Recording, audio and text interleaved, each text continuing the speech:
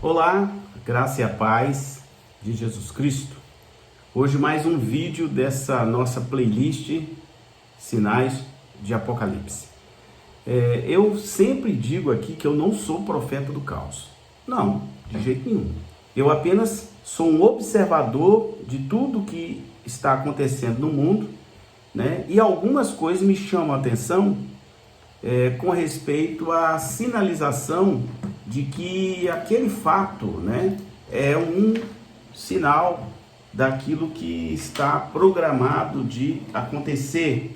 Estão previstos em vários livros proféticos da Bíblia, né, Daniel, Ezequiel, Mateus 24, no próprio livro de Apocalipse, né, enfim.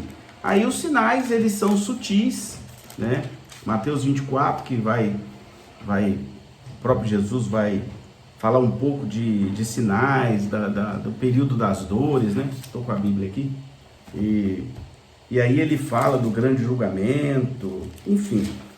Aqui, Jesus dá algumas pistas daquilo que poderia acontecer e exorta para que a gente esteja vigilante quando ele fala daquela palavra da figueira, que está ali a partir do verso 32, né? E aí ele diz: aprendei, pois, a parábola da figueira, quando já os seus ramos se renovam e as folhas brotam, sabeis que está próximo o verão.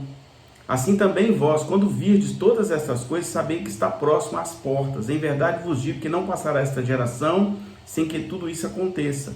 Passará o céu e a terra, porém as minhas palavras não passarão. Mas a respeito daquele dia e hora, ninguém sabe, nem os anjos do céu, nem o Filho, senão o Pai. Pois assim como foi nos dias de Noé, também será a vinda do Filho do Homem. Porquanto, assim como nos dias anteriores ao dilúvio, comia e bebia, casava e dava-se em casamento, até um dia em que Noé entrou na arca, e não o perceberam, senão quando veio o dilúvio e levou a todos. Assim também será a vinda do Filho do Homem. Então 2 estarão no campo, um será tomado e deixado o outro, 2 estarão trabalhando no moinho, uma será tomada e deixada a outra. Portanto, vigiai, porque não sabeis em que dia vem o Senhor. Mas considerai isto: se o pai de família soubesse a que hora viria o ladrão, vigiaria e não deixaria que fosse arrombada a sua casa. Por isso, ficai também vós apercebidos, porque a hora em que não cuidais, o Filho do Homem virá. Então, ele fala do princípio das dores, num sermão que ele faz lá no Monte das Oliveiras, né? E ele começa a falar que vai vir falso Cristo, né? O amor se esfriaria, haveria sinais, né? Na terra, no céu, muitos tentariam enganar, a gente ia ouvir falar de rumores de guerra e de outras questões, e ele diz que isso é só o princípio das dores, né? Então a gente tem que ficar atento, porque os sinais vão acontecendo daqui e dali, né? A terra sendo passada por várias situações. Nós estamos vivendo uma situação muito difícil nos dias atuais aí, com relação ao mundo inteiro tendo que ficar, né, muitas vezes em casa e tantas outras coisas, a dificuldade, né, de várias coisas, e isso tudo está previsto na Bíblia, né, que seriam sinais de que a volta de Cristo estaria próximo, né? Então, ele diz que os poderes do céu seriam abalados, que teriam sinais no céu, que também a terra teria sinais. Então hoje eu quero apenas trazer aqui algumas informações que eu percebi nos últimos dias a respeito da situação do mundo e essas conexões que muitas vezes acontecem com a Bíblia. Então vamos lá. Primeira coisa que eu percebi é que agora no mês de fevereiro, pesquisadores da Universidade Utrecht e do Naturalis Biodiversity Center Leiden, da Holanda, liberaram, né, a divulgação de um estudo que diz que o Mar Cáspio, que é um importante reservatório de água regional, e apesar de também ter um certo teor de sal, acaba sendo um centro biológico e comercial muito importante, né? Ele está ali localizado na fronteira com o Cazaquistão, Turcomenistão, com o Irã, com o Azerbaijão e com a Rússia. E o que está acontecendo? o nível da água está caindo numa velocidade acima do que eles acham que é normal. E eles fazem uma previsão de que poderá cair de 9 a 18 metros ainda durante esse século. Então isso é uma coisa séria. Bom, o Cáspio, né, esse chamado Mar Cáspio, é uma das fronteiras naturais entre a Ásia e a Europa e vem perdendo água desde 1970.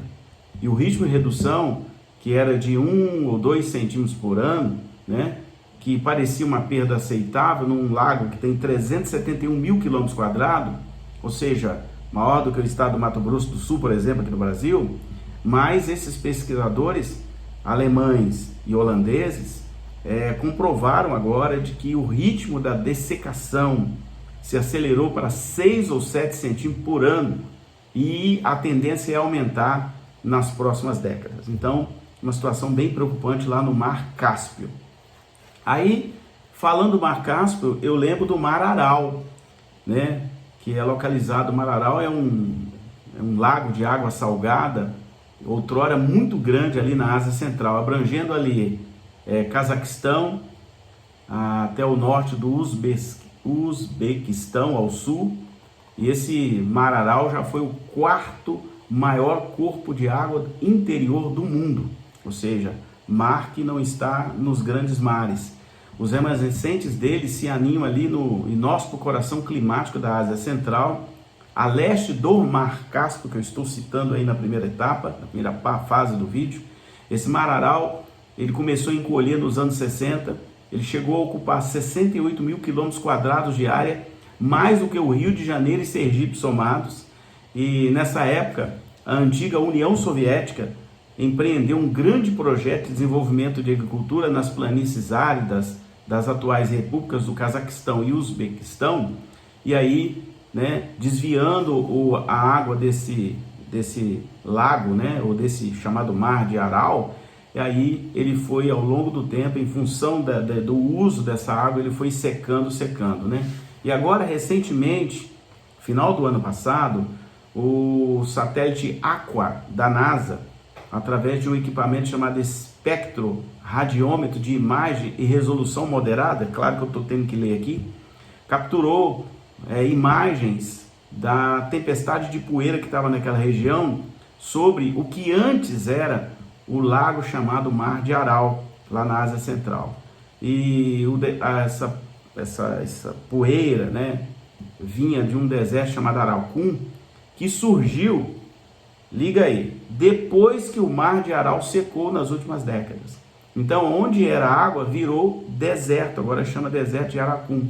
Então, os leitos secos do lago agora viraram fonte de poeira atmosféricas, porque o vento bate, agora no lugar onde tinha água, agora é areia, e faz esses grandes ventos, né, que se levantam naquela região. Muito bem, falei aí do Mar Cáspio, do Mar de Aral, que é o que praticamente já secou, e agora eu vou falar do Mar Morto. Deixei o Mar Morto para o final porque o nível de água do Mar Morto está diminuindo em média 1 metro por ano. E também um rio, que também é bíblico, o Rio Jordão, exatamente onde João Batista batizava, também está secando. Então, assim, é muito importante para começar a falar que o Mar Morto não é um mar, mas é um imenso lago, né, com uma dimensão de 82 km de comprimento por 18 de largura. Muito citado na Bíblia, né? Fica num lugar muito complicado sob o ponto de vista geopolítico, né? Ali no chamado Oriente Médio, ali o negócio não é tão simples, né? A sua costa oriental fica do lado da Jordânia e a metade sul fica do lado de Israel, da atual Israel hoje, né? A metade norte fica dentro da Cisjordânia e da Palestina e está sob ocupação israelense aí desde aquela guerra árabe-israelense de 1967.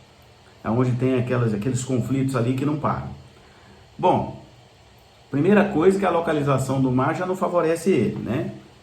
Porque o Mar Morto está situado 400 metros abaixo do nível do Mar Mediterrâneo, que está logo ali perto também. É o ponto mais baixo da Terra. O nome dele vem em razão da brutal quantidade de sal das suas águas, tanto que muita gente, quando entra nele, fica flutuando, né? A densidade é muito alta, né? A vida lá muito pouca coisa vive lá, né?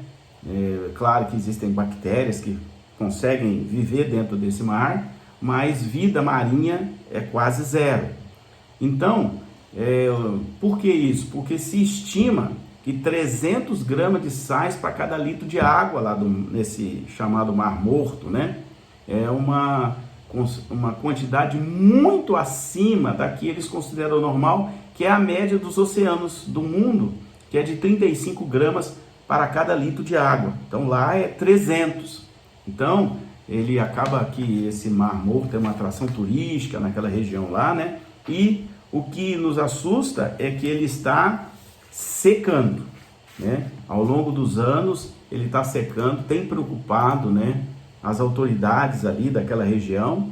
E é muito interessante dizer de que dentre várias passagens bíblicas, né, dentre várias, ele é citado, por exemplo, lá no início da Bíblia, bem no começo, né? Gênesis 14:3 cita esse mar, né? Olha só, tá dizendo aqui para entender o contexto, né? Só para entender, ó. Naquela época, Anrafel, rei de Sinear, Arioque, rei de Elazar, Kedorlaomer, rei de Elão, e Tidal, rei de Goim, foram à guerra contra Bera, rei de Sodoma, contra Bissa, rei de Gomorra, contra Sinabe, rei de Admá, contra Semeber, rei de Zeboim, e contra o rei de Belá, que é Zoar. Aí, ó, olha que legal. Todos esses juntaram suas tropas no vale de Sidim, onde fica o Mar Salgado. O que é esse Mar Salgado? O Mar Morto. Né? Interessante isso aqui. E é um texto muito legal lá em Ezequiel 47, verso 8, que fala também do mar, dentre outros, né? Então disse-me, estas águas saem para a região oriental e descem ao deserto e entram no mar. Esse mar aqui, no Mar Morto, né? E são levadas ao mar, as águas tornam-se saudáveis. Então, a Bíblia tem vários lugares que cita nesse Mar Morto, né? E agora a gente tem notícia, né, que ele, né, está a cada dia secando, se juntando a outros também, como eu citei aí, né, o Mar Cáspio, né, o Mar de Aral, que já está praticamente no final de vida, né, e agora essa notícia, né, de que há uma profecia de Ezequiel, né, que diz que as águas do Mar Morto se tornariam águas límpidas e haveria vida lá. Então, essa profecia a gente tem que aguardar ela se cumprir, não é? Não sabemos quando ela vai se cumprir, mas está escrito, né, de que haveria águas que se tornariam o Mar Morto ou o Mar Salgado em águas palatáveis, né, em água doce, em água que a gente possa tomar. Quem quiser conferir, está em Ezequiel 47, 8 e 9. Né? Eu até li o 8 e o 9 vai dizer assim: será que toda criatura vivente que passar por onde quer que entrarem esses rios viverá, e haverá muitíssimo peixe, porque lá chegarão essas águas, serão saudáveis e viverá tudo por onde quer que entrar neste rio.